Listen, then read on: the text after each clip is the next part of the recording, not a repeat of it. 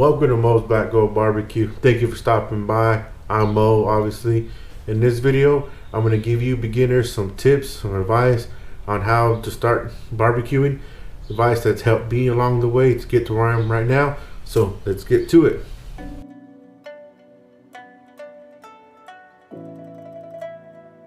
Now decide on what type of grill you're going to need. Are you cooking for yourself? Are you cooking for your family? Do you cook every time on the weekends, every month, large gatherings, holidays, birthdays, etc.? Throw in all that and decide on what type of grill you're going to need. Look at the square inches of cooking space that it's going to be in that grill. Determine how much food you cook and go by that.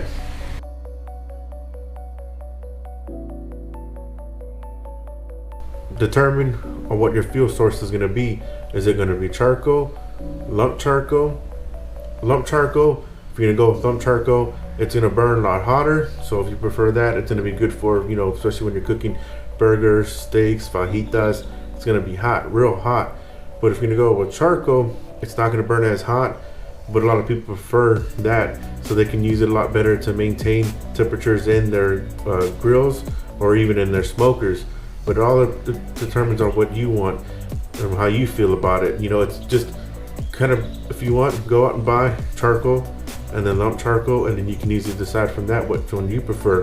Because when it comes down to it, it's always going to be what you want, what you like, what you prefer to cook with. That's what's really going to get with you when you start doing this.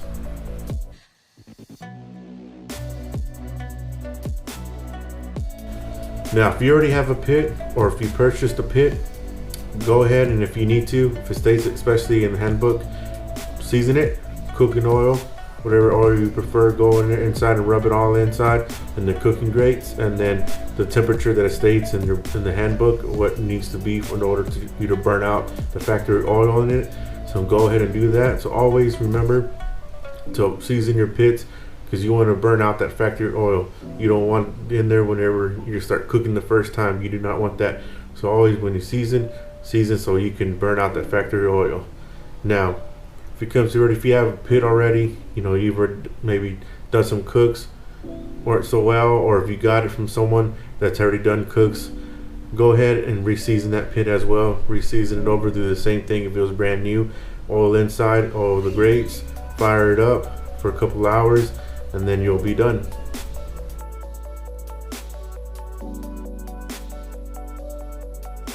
Now, when it comes to a new pit, what you need to do is, before you lay down that meat on that cooking grate, you're gonna go get you some cooking oil or any type of oil that you need. Either get a paper towel or brush, something, dip it in that oil and go over the cooking grates. What's that gonna do? That's gonna help you not getting your meat stuck to the cooking grate. Because once you get that meat stuck on there, on the grate, you need to try to lift it up. Maybe you need to flip it over. It's just gonna rip that meat apart. So oiling up those grates before you cook, especially when it's a brand new pit, it's gonna help you a lot. And after you've done multiple cooks on there, you won't have to worry about that anymore, because that cook grate's gonna be seasoned. It'll be non-stick, so no worries about it. So before you cook, go and oil up that cooking grate.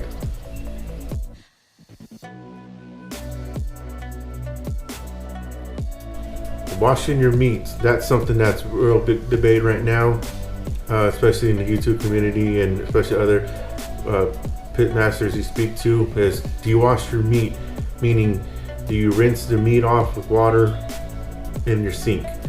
And a lot of people will say, don't do it. That once you get that meat out of the package, just throw it on to your pit, because eventually that when you're cooking it and you get it to the desired temp that meat needs to be at, it's going to kill all the bacteria, anything else that's on it, so you don't have to worry about it. But then again, you have the people who say, no, first wash your meat. Wash your meat. Get it underneath, let it soak, rub down in the water. And if you do that, if you do decide to wash your meat, make sure you disinfect the area that you're washing it at. Your sink, all around your sink, everywhere, because you don't want to leave no bacteria or anything like that on your sink on the surface.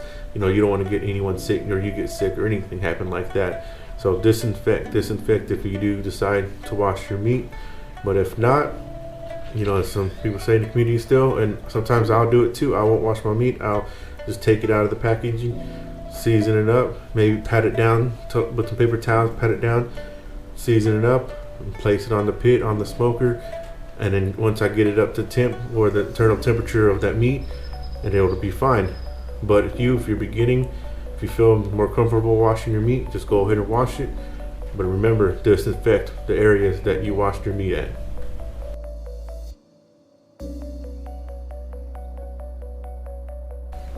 Before every cook, what you want to do is you want to clean that cooking grate, especially if you have not cleaned it since the previous time you cooked on it. There's still going to be some, cooked meat on there still left over from your last cook. So it's always best to clean it. And you can either use a wired brush, or here I got some the plastic brushes on here. And I go with this because I'm kind of the one who lean on that side of wired brushing, that when you use the wire brush, that it does eventually come off and it will stick to the cooking grate. And there has been cases where people have gone to the emergency room because of that and had to have it removed from their throat, the brush. So it's what you prefer, but with me, I go ahead and I use a plastic instead of wired. I just feel more comfortable that way. And you can too, after whichever one you use, just look over the cooking grate and make sure that there's nothing left behind. But remember, clean your cooking grate after you cook or before you cook.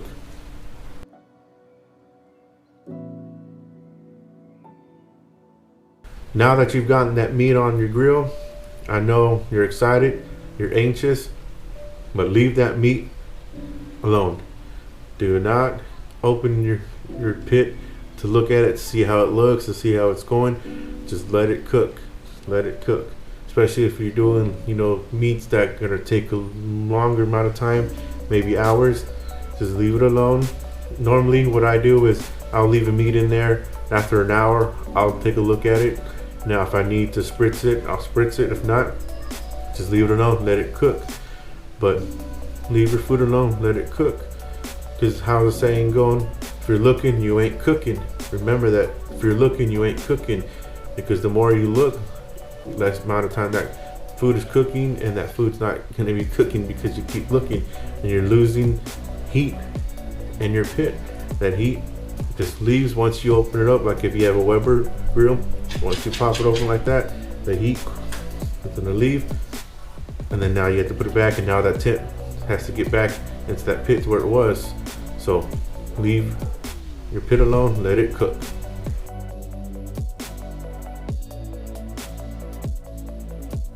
Now, if you do need some security on how everything's going inside your pit when it comes to the temperature of the pit or even the internal temperature of your meat, what you can also do is you can go out and purchase you a thermometer. Here I have an Inkbird wired thermometer. It's wireless, it's Bluetooth. It connects to my my phone, my cell phone, so I don't have to kind of worry about where the temp's at. I can be like inside the house if I need to, and just monitor the temps from my phone. But here, this is a 6 probe. One can go for the temperature of your barbecue pit. You put this on grate level, under grates, and then this will go into your meat. You can have 2 of these probes to determine the temp inside your pit if you need to. Maybe if you have a smoker, if you want from one side and the other to see where your temps are going to be at, you can do that. But this comes in handy for that. Or you can go the route of getting a handheld thermometer, and this is from Inkbird as well. Now this costs $20. Pretty good.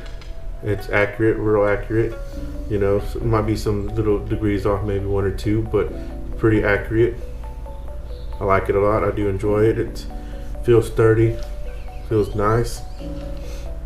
But you can go ahead and do that, and that'll help you out a lot, especially when you're beginning on your cooking, and then later on too. It makes barbecuing a lot easier, I'll tell you that. It really does.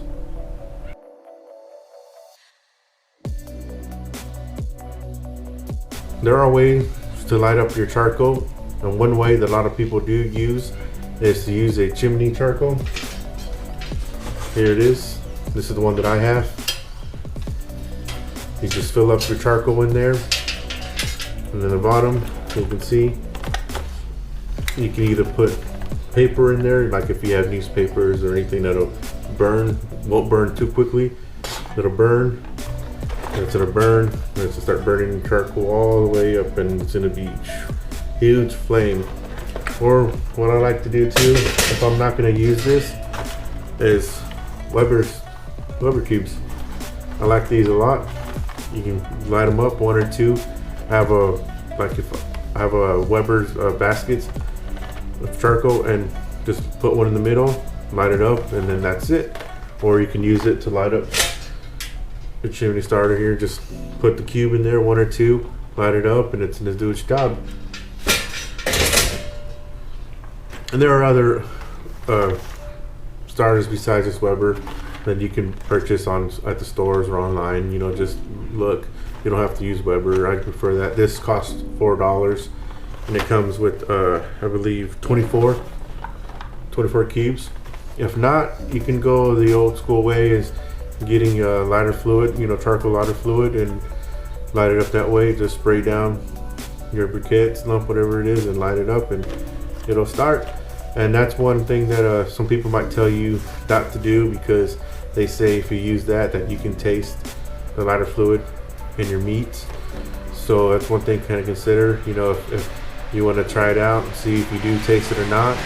But just give you a heads up that people will tell you if they do see probably using lighter fluid, charcoal lighter fluid, especially the ones who are pit masters. You know, they'll probably say, hey, you know, don't use that. Stick to other conventions like Weber cubes or any other way to start your charcoal. So just something for you to think about.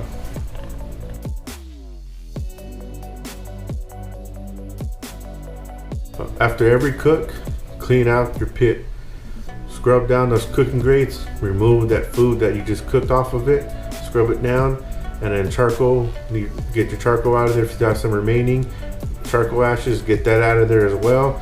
Clean it up so you can have prepared for your next cook. It's gonna help you out. So you won't have to worry about a week from now if you decide to cook on it again. You know, what you're gonna have to do is you're gonna have to go and clean it. Clean it after it's done so it's ready for you on your next cook.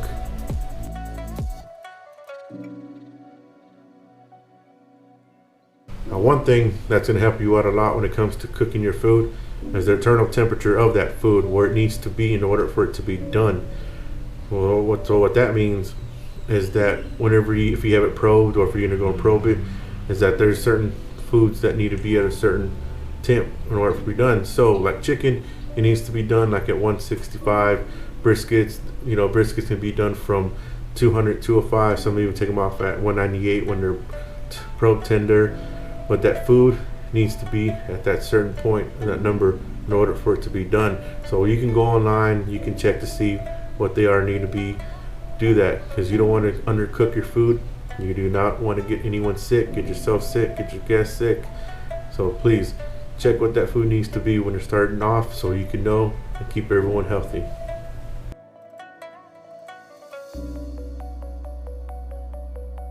Now this is going to be the easiest thing for you to do. Is have fun when you're cooking.